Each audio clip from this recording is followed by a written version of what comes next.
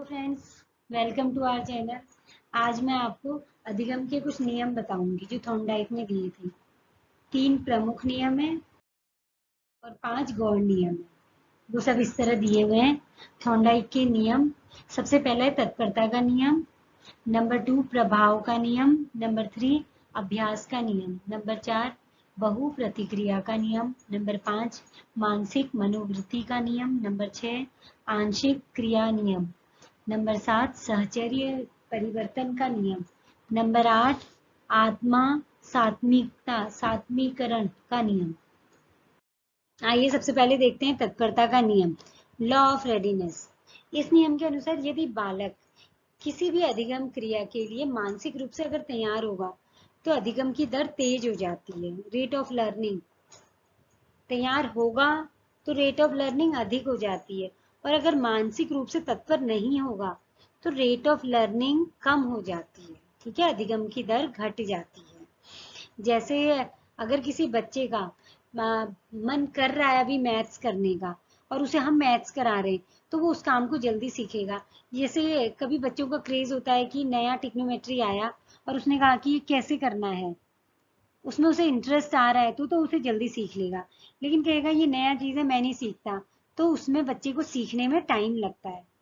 तो बच्चे का अंदर से इंटरेस्ट होगा या मेंटल लेवल, अगर उसका मेंटल मानसिक रूप उस चीज को करने के लिए कहेगा या तत्पर होगा तो बच्चा उस काम को करने में कम समय लगाता है।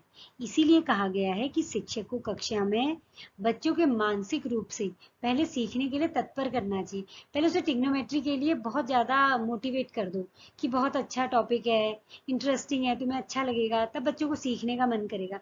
फिर उन्हें सिखाओ। वुडवर्थ ने इस नियम को मानसिक तैयारी का नियम भी कहा है। दूसरा है प्रभाव का नियम। इसमें कहा गया यदि किसी कार्य को करते समय सकारात्मक परिणाम मिलते हैं तो छात्र उस कार्य को करने की अभिलाषा उसके अंदर बढ़ जाती है।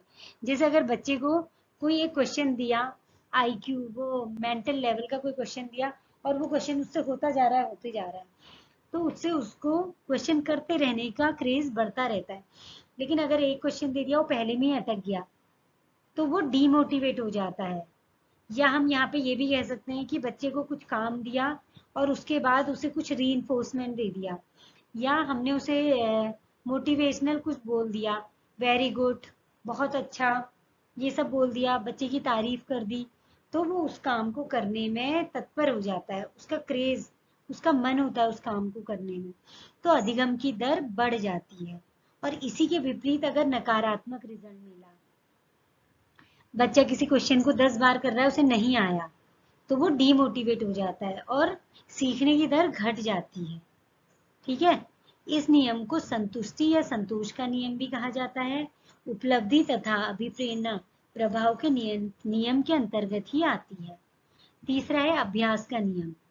इसमें कहा गया है कि अगर किसी कार्य को सीखने के लिए क्रिया को बार बार दोहराया जाए तो वह क्रिया अनुकूलित हो जाती है, जिससे श्रेष्ठ अधिगम प्राप्त होता है। जैसे बच्चे को अगर टेबल डेली रिवीजन कराई जाए डेली, तो बच्चे को याद हो जाएगी वो। अभ्यास इसीलिए जरूरी है। यदि उसका अभ्यास छूट जाता है तो अधिगम पर नकारात्मक प्रभाव पड़ता है। इसे ही आवृत्ति का नियम, रूल ऑफ फ्रीक्वेंसी भी कहा जाता है। अभ्यास के नियम के 2 उपनियम भी हैं। एक है उपयोगिता का नियम, लॉ ऑफ यूज, नंबर 2 अनुपयोगिता का नियम, लॉ ऑफ मिसयूज। ठीक है, अब है बहु प्रतिक्रिया का नियम। इसको ऐसे समझते हैं, समस्या समाधान हेतु जो लर्नर होता है यानी सीखने वाला व्यक्ति बहुत सारी प्रतिक्रियाएं करता है और वह तब तक करता रहता है जब तक सही अनुक्रिया ना मिल जाए।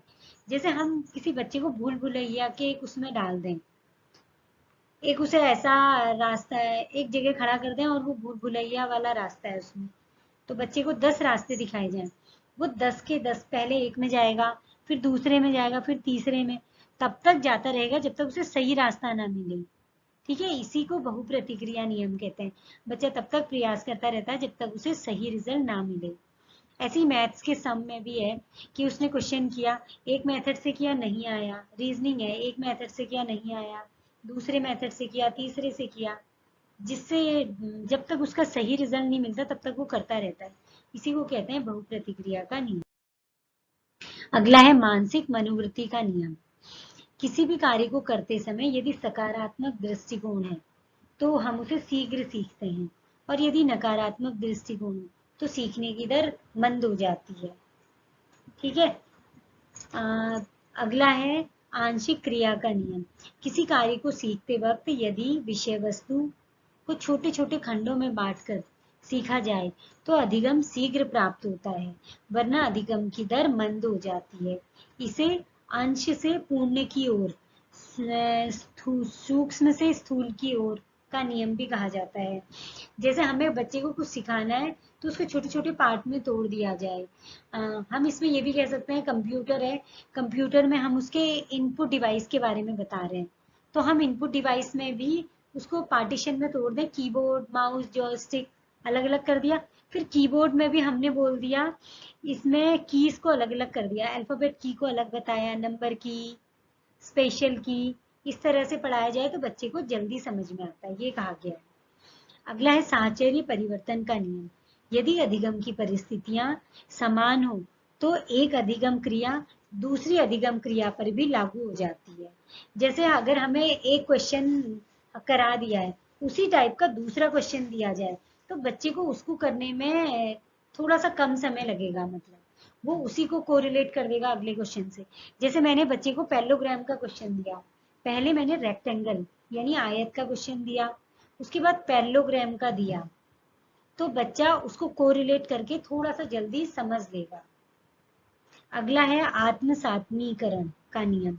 यदि कोई क्रिया जीवन में लंबे समय तक चलती रहे तो वह क्रिया आत्मसात हो जाती है। यानी कोई भी मंत्र बोल लो, हम डेली एक मंत्र बोलते हैं, पूजा करते समय ही अगर हम डेली कोई भी एक मंत्र बोले, सपोज ओम भूर्भुवः स्वाहा बोल दिया, तो इसको बोला, मंत्र को डेली बोलते रहो तो तुम्हें याद हो जाएगा। ऐसी हनुमान चालीसा है, अगर आप उसे डेली पढ़ रहे हैं तो आपको वो याद हो जाती है। पहले दिन आप देख के पढ़ोगे, दूसरे दिन, किसी को 10 दिन लगेंगे, किसी को 20 दिन, याद हो जाती है उसे करते रहें तो। ठीक है, ये थे अधिगम के नियम। Thank you very much.